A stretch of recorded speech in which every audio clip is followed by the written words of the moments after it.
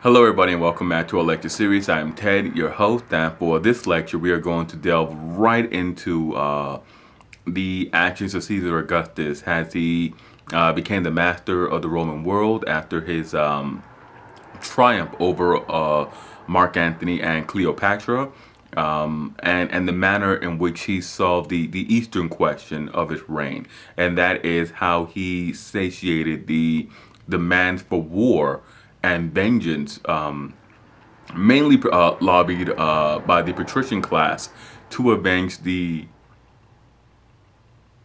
disastrous defeat that Crassus had suffered at Carrhae against the Parthians. So Caesar Augustus used diplomatic pressure and coercion to pressure the Parthians into an agreeable treaty. Now, in 20 BCE, Phraates IV, the king of the Parthians, he agreed to a treaty with Caesar Augustus.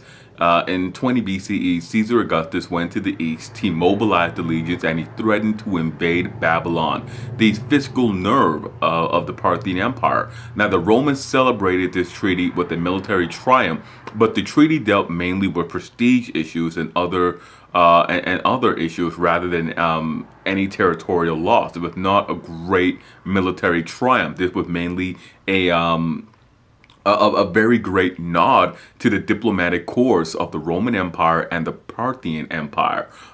Diplomats and envoys nearly mostly negotiated this treaty, and they did all of the great legwork. There was no great military actions, no real military actions other than the mobilization of the Eastern legions. Now, Phraates IV, he agreed to return the prisoners that were taken after the Battle of Carrhae. And most of these men, those who were still alive, of those 10,000 men, they were in extreme old age. They were in old age. They had most likely had forgotten their language, their Latin, he also agreed to return the legionary standards to the Romans.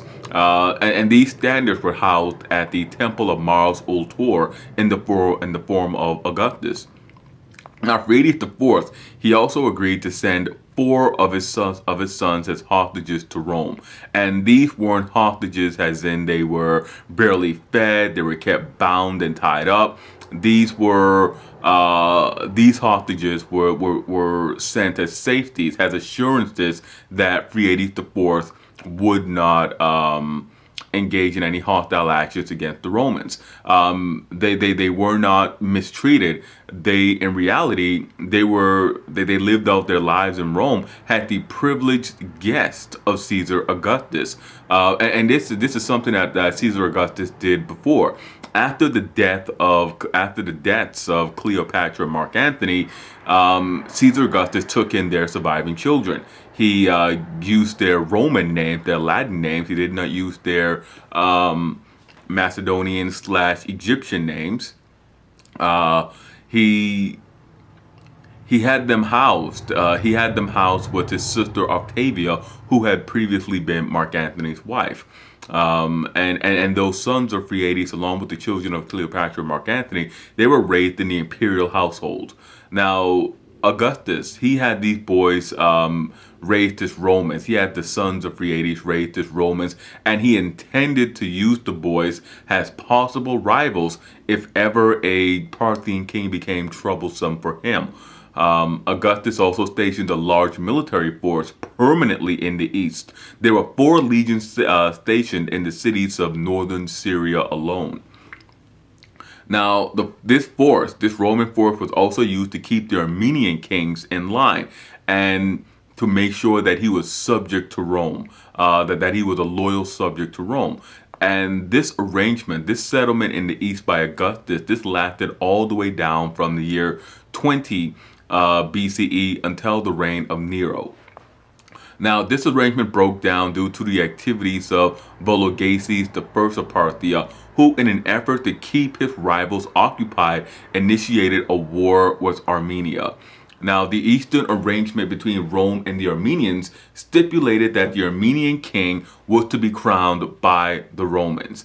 Now, the Armenian nobility, they were delighted to have a Parthian prince come in and take over. The Parthian prince was interested in hunting, fighting, and horses. all of the same activities that the Armenian elites were interested in, whereas the Armenian kings crowned by Rome were Hellenistic-style dynasts who were more interested in reading the great works of classical Greece than actually being out engaging in the pursuits that that their nobility enjoyed. Nero declared war on both Armenia and Parthia. This was not a war with Parthia strictly speaking. It was mainly fought in Armenia over the Armenian succession. Now, Nero sent out a man named Gnaeus Domitius Corbulo. Just remember that Corbulo in the Roman tradition and in historical references. Now, Corbulo was a strict disciplinarian. He was given 2 legions that he had to whip into shape. He had to spend 4 years whipping those soldiers into shape. Corbulo also had to contend with the lack of logistical support to really support deep operations into Armenia. In the year 58, Corbulo was finally ready to launch his campaign, which was an absolute stunning victory. Corbulo marched into Armenia. He captured the capital Artaxata. He sacked it, and he moved on to rampage along the shores of Lake Van before heading back into winter quarters in Roman territories. The Romans then once again installed a king of their own, Tigranes, and this Roman installed king Tigranes, he attacked the Parthians. The Parthians, in return, invaded Armenia, and Corbulo was once again forced to intervene in this dispute. And in the year 64, a treaty was arranged between Rome and Parthia that allowed Tiridates, the Parthian prince, to rule in Armenia, but he would have to go to Rome to get his crown. So the end result was a compromise between the Romans and the Parthians. This Parthian prince would be the king of Armenia, but he would still have to go to Rome to get his crown. He would still be under Roman thumb, so to speak. In the year 66, Tiridates, he went to Rome, and he was received in Rome by Nero. And Nero threw a triumph, which greatly impressed Tiridates and the Armenian nobility that went to Rome with him. And it left a very vivid legacy regarding Roman power in the minds of the Armenian elite. It's been joked about, but if it was one thing that Nero knew how to do was to have a good time, how to celebrate. And in this, at least even his detractors will admit, was a great boon, was a great accomplishment. It was a great accomplishment of Nero's to impress upon their eastern rivals or their eastern subjects the grandeur of Rome and the might of Rome. Now, this arrangement worked out well for both Parthia and Rome, but it revealed several problems. One, Corbulo was too powerful. He had stayed in the east, building a sterling reputation for himself. His command grew to include 6 legions rather than the initial 2. And thereafter, in the east, the emperor would have to go on campaign. Whenever a war broke out in the east, it would be the Roman emperors themselves who would have to make that journey out to the east. And with the emperor going to the east, there would be major implications for the empire's stability. Now, the campaign also revealed the serious logistical problems of the Roman eastern provinces. The Romans needed to build roads, supply depots. They had to develop the Euphrates frontier. They had to solve the discipline concerns for the eastern legions. From this point on, the eastern frontier was going to be one of their major fiscal and military concerns for the Roman Empire going further. Now, the Persians, they posed a much more dangerous threat to the Romans than the Germanic tribes of Central Europe ever did. The Persians were a very credible threat, and the Romans were forced to amass much of their legions along the eastern borders. The stationing of so many troops in the east meant pulling legions that were stationed along the Rhine and the Danube, which meant weakening the defenses against the Germanic tribes. Now, the Sasanian Empire, and this is the empire that would succeed the Parthians. what was largely the accomplishment of two shahs or great kings. Artaxerxes, who seized power in 227, and his son Shapur, who reigned from 241 to 272. These two kings were the two great foes of the Roman Empire in the east. During their reigns, they built a very successful bureaucratic state. They built on the accomplishments of the Hellenistic conventions and the older traditions of Achaemenid Persia, Babylon, Assyria, and all the other great powers of the Near East. And the Shahs owed their success to the Romans. Picking back up with our narrative of the Romans and the Parthians, the Emperor Trajan, that we discussed earlier when we looked at Roman emperors, Trajan had decisively defeated the Parthian kings. He used a double envelopment strategy to crush the Parthian armies and move down the Tigris and Euphrates, and he captured the principal Parthian cities of Seleucia, Adtigra, and Ctesiphon.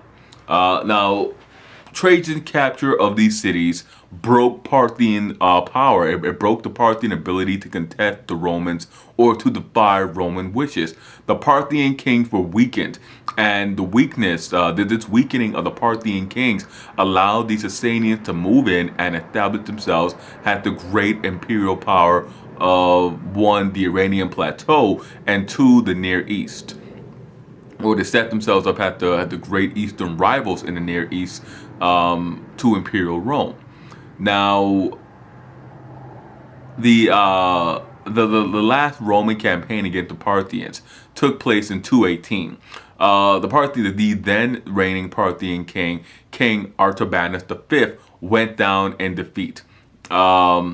He was defeated by the Sasanians. Now, the Sassanians had served as client king to the Parthians for a few generations by the time of the reign of Artabanus V.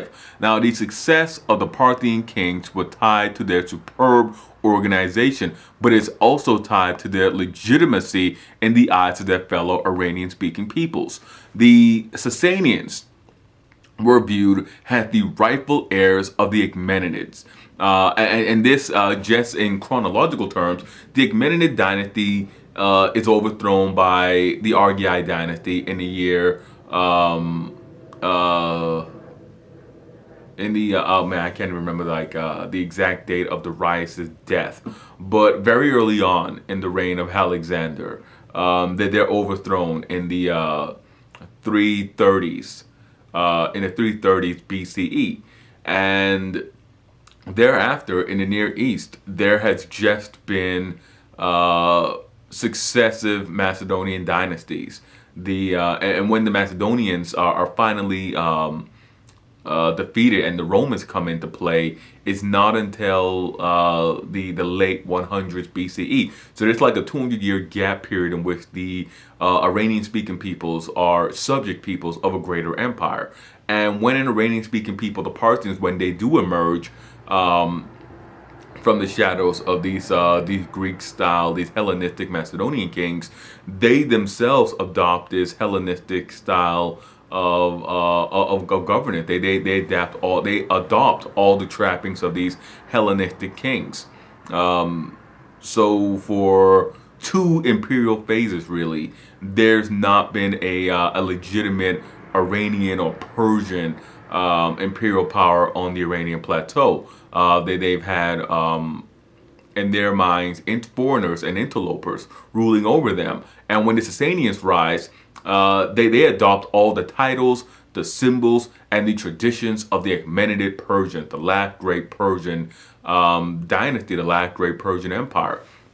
The Sasanians build their state around Zoroastrianism, which became their state religion. And unlike the Parthians, the Sasanians, they treat the Iranian elites at their power base. They view themselves first as true Iranian-speaking peoples, and two as true Persian peoples. They do not base their power in Mesopotamia. Their power is firmly rooted on the Iranian plateau and with the Iranian elites. The cities of Mesopotamia, they're nice additions to the Sasanian Empire, but they are not vital to the longevity of the Sasanian Empire. And this was a dramatic reversal for the Romans. The Romans had come to control the East by simply threatening the Parthian cities of Mesopotamia. Babylon, Seleucia, and Tigray, Ctesiphon. The Romans could easily threaten those cities and bring the Parthian kings into line. They could not threaten the Sasanian kings in the same way, because the power of the Sasanian kings, of the Sasanian Shahs, was based east of the Zagros Mountains. Mesopotamia moved from being the zone of confrontation, the zone of contention, in which one force would simply be able to mount a successful threat, will be able to dictate the region. It moved from being that, from the deciding factor, to simply being the frontier. Mesopotamia is simply the frontier province for both empires now, and the Romans were not able to bring the Sasanian Shahs to the negotiating table the same way they had been with the Parthians. When Julian launches his great expedition against the Sassanians in the year 363, he encounters a situation where Mesopotamia is heavily fortified and the Shah is willing to trade space for strategic advantage. The Shahs were also successful in building a bureaucratic state. Their administration, the administration of the Sassanians, replaced the loose alliance structure of the Parthians. Now, the Sassanian army was based on the traditional horse archers and cataphracti. And cataphracti were simply heavily armored lancers. They really resembled medieval jousting knights, spearmen, mounted spearmen who delivered devastating charges. They also fielded disciplined infantry. One of the more underestimated or underrated aspects of these Armenian armies were their infantry, because the cavalry, with their decisive arm, is often assumed that their infantry was lacking. It was simply a peasant mass and whatnot. But they had disciplined and quite capable infantry as well. And more importantly, the Sassanians, they were capable of besieging cities. They fell heir to this long tradition of being able to besiege cities. This urban or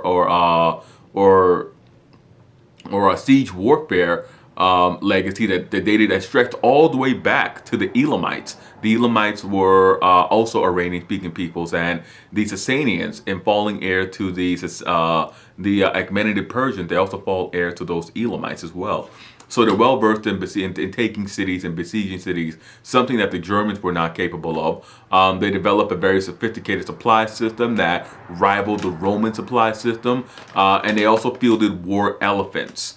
The Sassanian army invaded and conquered the Kushan Empire. And that's how they got their war elephant. They pushed east and absorbed the eastern neighbor.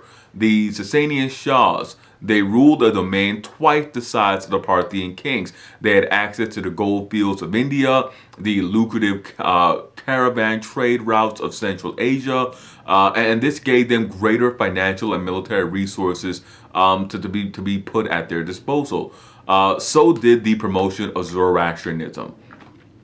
Zoroastrianism allowed the Sasanian Shah to draw upon the human resources of Persia, of the Iranian plateau, in a way that the Parthian kings never could. The Sasanian Shahs created this large body of text relating to Zoroastrianism, and really what we know of Zoroastrianism is largely the result of this effort by the Sasanian Shah to firmly establish Zoroastrianism amongst the Iranian-speaking peoples.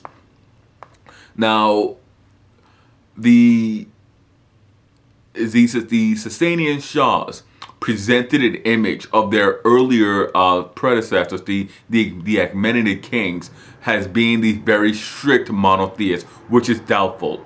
We know that Cyrus, one of the reasons that Cyrus is remembered as the Great, is that he respected all the different religions, all the different cults of the Near East. We know that he's still remembered endearingly as one of the 9 worthies, as one of these the great figures of history who, while not a Christian, was was still a great man, a great ruler. The Parthians are dismissed in the Sasanian tradition. The Sassanians really began the tradition of dismissing the Parthians out of hand. The Parthians are dismissed as interlopers, who are no better than the Macedonians. Now, Artaxerxes the first, he sent a message to Severus Alexander, the Roman emperor, and the message was clear cut and to the point. The Roman can have peace with Persia only if they leave their Asiatic provinces, only if they leave Syria and Asia Minor and all those lucrative Levantine provinces. Now, Armenia they also had to vacate Armenia, and these regions, Asia Minor, Syria, the Eastern Shore provinces, the Levantine Shore provinces, and Armenia, these were the economic hubs. This area was the economic hub of the Roman Empire. This was unimaginable for a Roman emperor to even consider this. Artaxerxes thought of himself as the second coming of Cyrus the Great. And that sort of explains why he gave this ultimatum. He wanted to recreate the empire of Cyrus the Great. War erupted almost immediately between the Sassanians and the Romans, and this meant that the emperor had to take the field himself. The Persians, wars were difficult to mount. They became notoriously expensive, and they covered a great distance of territory from the city of Rome. You have to, and this is where we have to go back and sort of look at the map. This is where geography really comes into play. Rome is in the center of the Mediterranean.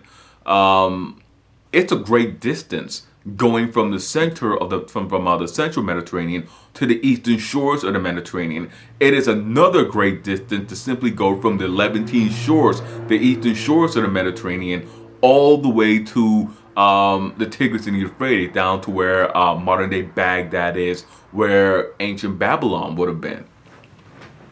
That's a great distance to cover. Going from the city of Rome to the Tigris and the Euphrates, it took the emperor 2 to 3 months to get to the Rhine or the Danube. It took anywhere from 3 to 6 months to get everybody that he would need, his imperial court, his armies, the initial supply trains. It took 3 to 6 months to get everybody from Rome to Antioch. It would then be another 300 miles inland that the emperor, his retinue, supply trains, and of course the mobilized legions, it would take another 300 miles to get them to the Roman bases in Mesopotamia, the Roman military bases in Mesopotamia that they would then have to use as their launching pads for their expeditions into the east against the Persians. When the Sasanians attacked the eastern provinces in the year 230, it took 3 years for Severus Alexander to marshal his resources and march out to meet the Sasanians. These wars, as I stated earlier, they were very difficult for the Romans to wage. Every time they erupted, it was in wars are always unpleasant. Wars are always a headache.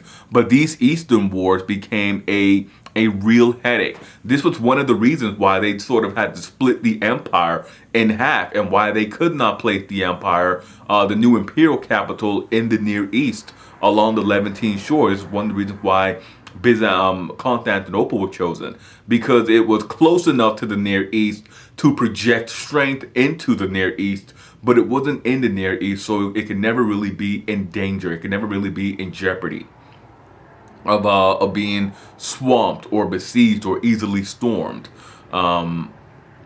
But yet again, these wars are very difficult to wage. A lot of resources had to go into it, and it was always a lot of time that was needed for the emperors to marshal forces to project their strength to the Tigris and the Euphrates from their central location at the city of Rome. Now, the Armenian kings, they were no friends to the Sasanian kings. You have to remember that the Armenian kings were descended from the old Aracid dynasty that had ruled in Parthia, the old Parthian ruling family. That's where the Armenian kings hail from. The Armenians in particular came to resent the Sassanians, who at various times tried to impose Zoroastrianism on the Armenian people. And the Armenians, they were increasingly becoming more and more Christians. And again, when I spoke of earlier in our earlier lectures about the divisions in Christianity, and how in particular in the East, where Roman and Greek culture didn't go deep, didn't extend into the general population, they were mainly just an urban phenomenon. The Armenian elite were to a large degree Phil-Hellene. The kings were Phil-Hellene. The Armenian people were not Phil-Hellene. They still spoke their ancient languages. They still kept their ancient traditions. When they adopted to Christianity, they didn't use Greek, they didn't use Latin, and they didn't use Persian, had the language of their church. They had to use the Armenian language, and it's still the same way now. The Armenian church, the liturgical language of the Armenian church is Armenian. Much the same way the Coptic church, their language is still it's Coptic, but Coptic is descended from the ancient Egyptian language. So as they became more and more, as the Sassanians became more and more tied to Zoroastrianism, and they tried to impose it on the Armenians, who were becoming more and more Christian, it led to more and more outbreaks of hostility, and it became sort of like a nationalist, a sort of nationalist culture dispute, in which Christianity came to be tied closer and closer to the Armenian identity, and Zoroastrianism became closer and more tied to the Sassanian or Iranians or Persian identity. Now, the Romans were drawn into the difficulties of campaigning into Armenia. This resulted in a war with the Sassanians, and during this war, Severus Alexander, he gained limited success in 232, but he had to call a truce and break off the action. He had to hurry west because he had a Germanic threat that had developed in the west. And this was a watershed moment in Roman history. An emperor had to call off a campaign that was in progress to fight another campaign on the other side of the empire. And again, this is heralding to the difficulties of the empire. If you look back to the history of the Roman Republic, because the Republic had a bunch of different men, a bunch of different families really competing for prestige, for veritas, if one man was fighting in the east, you would simply raise an army and send another man to fight in the west. They could fight these wars on multiple fronts because they're not looking at a dynasty needing to keep all the prestige for themselves. They had all these different families and all these different men who wanted prestige for themselves. They had this large resource of people that they can call upon to satiate the needs of the Republic. The emperor had to go on campaign himself. The emperor could not allow somebody else to gain the prestige. Severus Alexander had to break off the war with the Sassanians. He had to break off the war in the east to fight a war in the west. Is another sort of like indicator that the empire was just too large for one man to rule. That the resources and the needs of the empire were just too much of a burden for one man to shoulder alone. Now, and again, it's a stark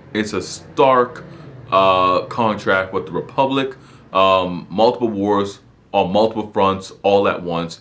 The Republic was famed. When you study Roman history, when you really get into studying Roman history, the history of the Republic is the Romans just raising army after army and sending them into different areas under different commanders, all at once, funding multiple wars and waging multiple wars. A large section of the history of the Roman Republic, but not something under the during the imperial phase. But also, I would like to caption out by saying that the Republic never had to travel the type of distances that the emperors had to fight. I think like the farthest the Republic ever had to send troops really would be to Spain, would be to the far reaches of Spain. They never had to send troops to the eastern shores of the Mediterranean and then project troops into Persia.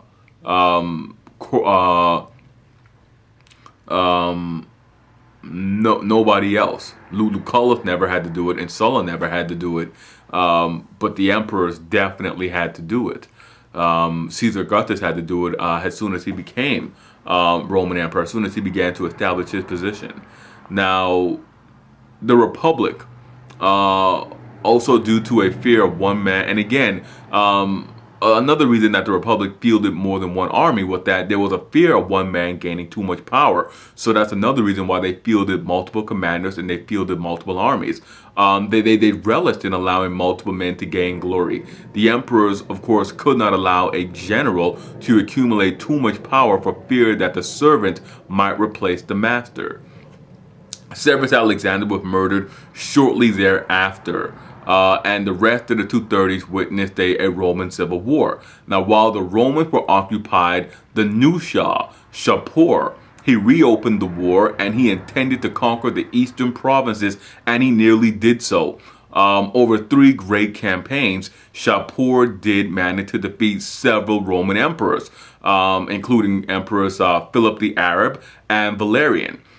He had them both depicted as captives in his monument victories, in his victory monuments. Shapur was slowed down by the Roman network of fortresses in northern Mesopotamia, and these fortresses broke Shapur's efforts to capture Syria and Asia Minor. Now, when Gordian III of Rome, when he took the field to oppose Shapur, he was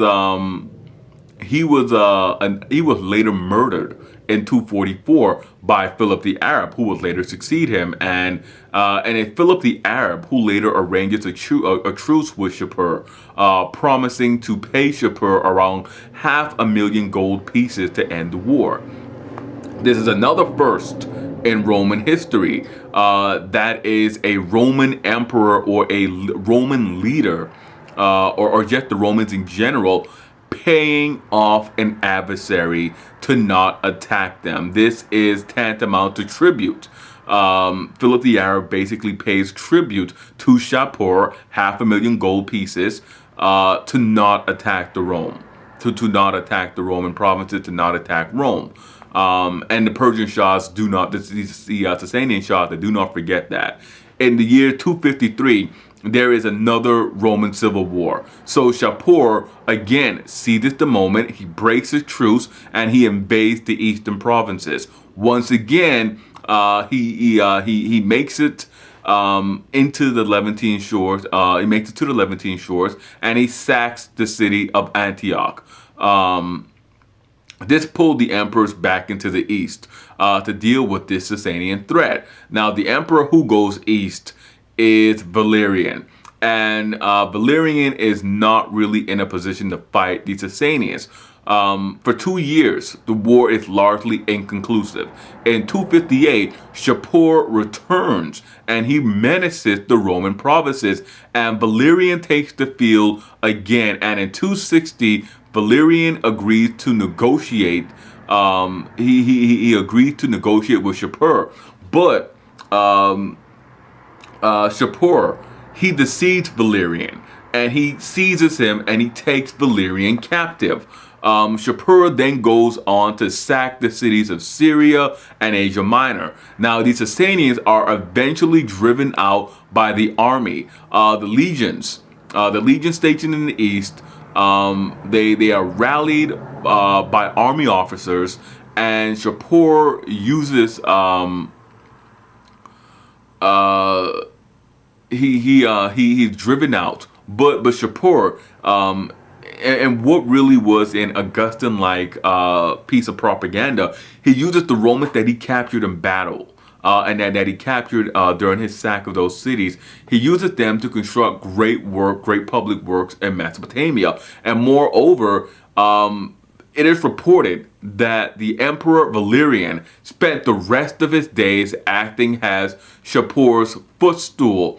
Whenever he needed to get on his horse, he would simply have Valerian brought out, and before the Iranian nobility or the Persian nobility, before local Mesopotamian elites, he would wheel out this Roman emperor and use this Roman emperor as a footstool. Other than that, we don't have any reports of Valerian being abused or in any other way mistreated. It appears that he had a comfortable, we can call it retirement, or captivity, with the exception of being humiliated by Shapur in this manner. Gallienus, the son of Valerian, he could do nothing about it. He was reluctant to rescue his father, because then he would have to hand over power to his father, and two, he had to fight a civil war himself to bring the Eastern legions in line. Again, the Eastern legions were rallied by army officers, and they weren't too hot on the idea of simply giving their loyalty back over to this man whose family, whose dynasty had basically been losing the war in the East. They had not been able to successfully persecute this war.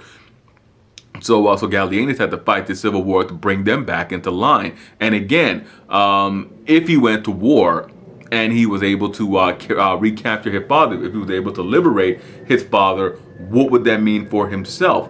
He would essentially be giving up his job, his position as the Roman emperor, because his father would, of course,